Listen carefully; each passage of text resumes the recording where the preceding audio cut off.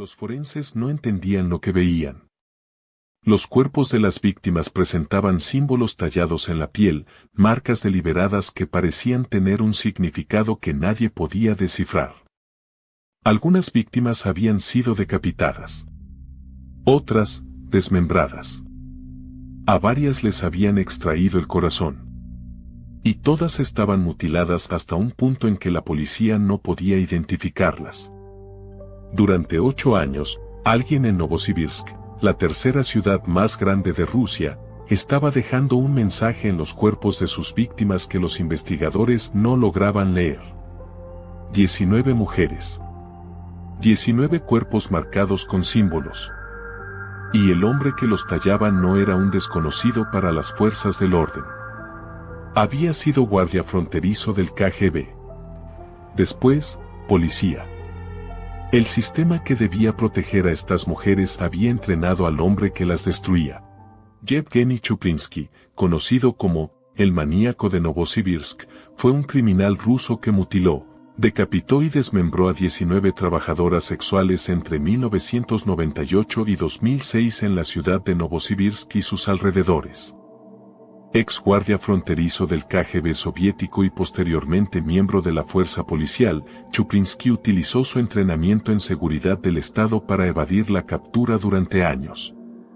Las mutilaciones eran extremas, tallaba símbolos en los cuerpos, les extraía el corazón y los desfiguraba hasta hacer imposible su identificación. Fue arrestado recién en 2016, una década después de su último crimen, y sentenciado a cadena perpetua en 2018. El 14 de marzo de 1965, nació Yevgeny Chuplinsky en lo que entonces era la Unión Soviética. Creció en un sistema que valoraba la disciplina, el servicio al Estado y la obediencia por encima de todo. Como joven adulto, fue reclutado como guardia fronterizo del KGB, el temido servicio de seguridad soviético, una posición que requería lealtad absoluta, entrenamiento en vigilancia y técnicas de combate, y la capacidad de operar con discreción en situaciones de alto riesgo. Este entrenamiento, diseñado para proteger las fronteras del Estado soviético, le proporcionaría las habilidades que más tarde utilizaría para cometer crímenes sin dejar rastros identificables. Tras la caída de la Unión Soviética en 1991, Chuplinsky transitó del KGB a la policía rusa, una migración profesional común entre los exfuncionarios de seguridad soviéticos que buscaban mantener sus carreras en el nuevo orden. Novosibirsk, la capital de Siberia Occidental y la tercera ciudad más grande de Rusia, era una metrópolis en plena transformación post-soviética.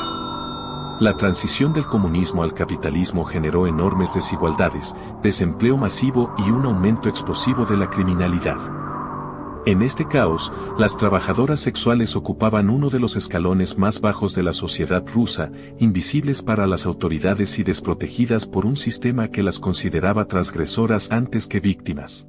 En 1998, cuando Chuplinsky tenía 32 años, comenzó la serie de crímenes que aterrorizaría a Novosibirsk durante los siguientes 8 años. Sus víctimas eran trabajadoras sexuales que operaban en las zonas más marginales de la ciudad siberiana. Las seleccionaba precisamente porque sabía, gracias a su experiencia policial, que las desapariciones de estas mujeres rara vez generaban investigaciones exhaustivas. En la Rusia postsoviética, donde la policía estaba abrumada por la criminalidad organizada y la corrupción, la desaparición de una trabajadora sexual era apenas una nota en un registro que nadie revisaba. Lo que distinguía los crímenes de Chuplinsky de cualquier otro caso en la historia criminal rusa era el nivel de ritualismo en sus actos. No se limitaba a eliminar a sus víctimas, las mutilaba de maneras que sugerían un significado que solo él comprendía. Tallaba símbolos en sus cuerpos, marcas deliberadas cuyo significado los investigadores intentaron descifrar durante años sin éxito.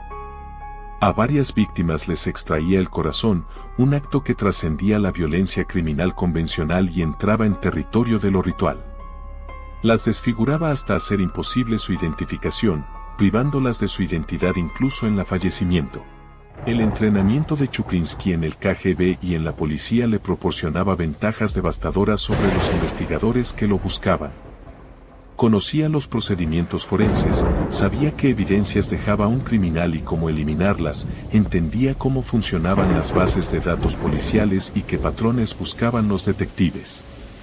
Era como un jugador de ajedrez que conoce todos los movimientos de su oponente antes de que los haga.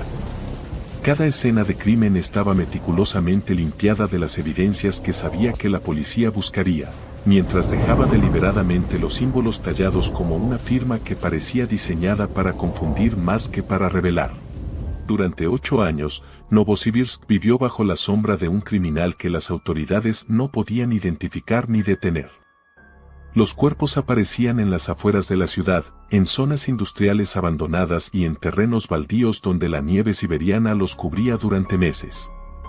Algunas víctimas nunca fueron identificadas, sus rostros destruidos y sus huellas dactilares eliminadas por un criminal que sabía exactamente qué hacer para borrar toda posibilidad de identificación.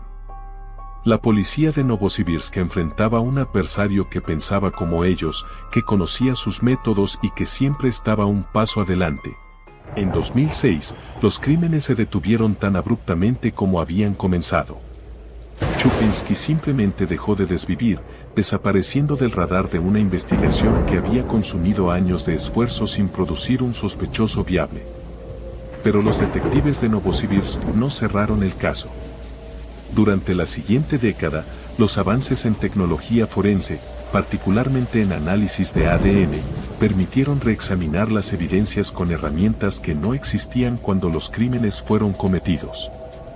Las muestras genéticas recuperadas de las escenas de crimen, preservadas durante años en los archivos policiales, finalmente pudieron ser procesadas con la precisión que la tecnología moderna ofrecía.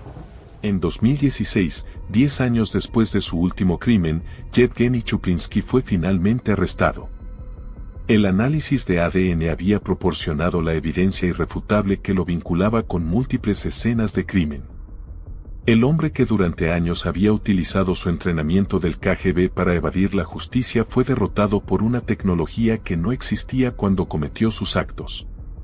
La noticia de que un exguardia del KGB y ex policía era el maníaco de Novosibirsk sacudió a la ciudad y a toda Rusia.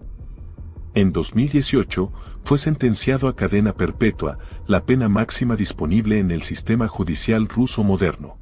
El caso de Chuplinsky expuso una vez más la vulnerabilidad de las personas que viven al margen de la sociedad. Las 19 víctimas eran mujeres cuyas desapariciones no generaron la urgencia que merecían porque la sociedad las había catalogado como prescindibles. Su caso también demostró que los criminales con entrenamiento en seguridad del Estado representan un desafío único para las fuerzas del orden, conocen los procedimientos, anticipan las tácticas de investigación y saben exactamente qué evidencias eliminar.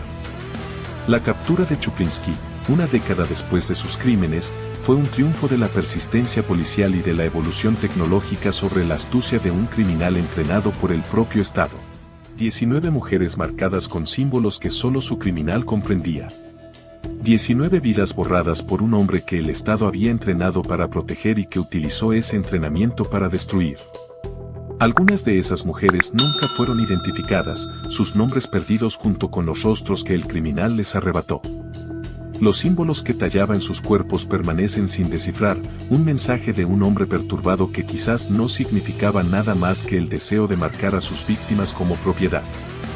Que la memoria de cada una de ellas, con nombre o sin él, nos recuerde que ninguna persona es prescindible, que toda vida merece investigación cuando desaparece, y que la justicia, aunque llegue una década tarde, sigue siendo justicia.